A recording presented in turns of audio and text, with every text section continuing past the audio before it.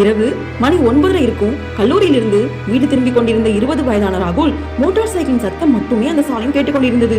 சுற்றிலும் இருள், வாகனங்கள் இல்லை, மனிதர்கள் இல்லை. அந்த நேரத்தில் பசியின் வலி வயிற்றை துளைத்தது. ஒரு டீக்கடை இருந்தா போதும் என்று நினைத்தபடி சாலையின் இருபுறமும் பார்வை சுழற்றினான். ஆனால் எல்லா கடைகளும் பூட்டப்பட்டிருந்தன. மூடப்பட்ட ஷட்டர்கள், உடைந்த விளக்குகள் மட்டுமே இருந்தன. அப்போதுதான் அந்த இருளுக்குள் ஒரு மங்கலான மஞ்சள் விளக்கு தெரிந்தது.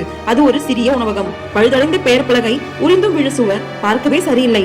ஒரு நொடி தயக்கம், ஆனால் பசி அவனை உள்ளே இழுத்தது. உணவகத்துக்குள் நுழைந்தான். உள்ளே வெறிச்சோடி கிடந்த மேஜைகள், காற்றில் ஒரு விசித்திரமான நாற்றம். கவுண்டரில் ஒரு காசாளர் அசையாமல் இமைக்காமல் உறைந்து அமர்ந்திருந்தான். ராகுல் ஒரு மேஜையில் அமர்ந்தான். அந்த அமைதி காதுகளில் சத்தமாக அடித்தது.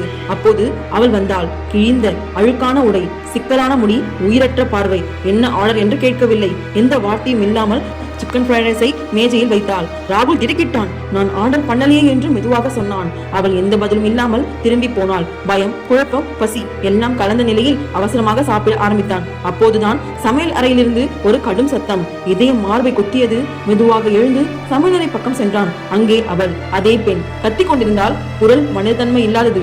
அடுத்த நொடியில் கத்தல் நின்றது. அவள் சிரித்தாள். அந்த சிரிப்பு மனித சிரிப்பு இல்லை. அவனுக்கு யோசிக்கவே நேரமில்லை. ஓடினான். உணவகத்திலிருந்து வெளியே மோட்டார் சைக்கிளை ஸ்டார்ட் பண்ணினான். அது ஆனாகவில்லை. அப்பொழுதுதான் உணவகத்தின் விளக்கு திடீரென்று அணைந்தது. முழு இருள் ஆரம்பித்தது.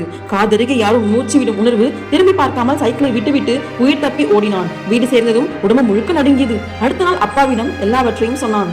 அப்பா அமைதியாக கேட்டார். பிறகு சொன்னார், அந்த சாலையில் எந்த உணவகமும் இல்லை. ராகுல் நம்பவில்லை. மீண்டும் அந்த இடத்துக்கு சென்றான். அதே சாலை, அதே மரங்கள். ஆனால் உணவகம் இல்லை, விளக்கு இல்லை, கட்டிடம் இல்லை. வெறும் காலியான இடம். அங்கே அவன் மோட்டார் சைக்கிள் மட்டும் இருந்தது. அன்றிலிருந்து ராகுல் அந்த சாலையில் தினமும் பயணம் செய்கிறான். ஆனால் அந்த இடத்தை கடக்கும் போதெல்லாம் ஒரு குளிர் காற்று. யாரோ இன்னும் அங்கே காத்திருப்பது போல இருக்கும்.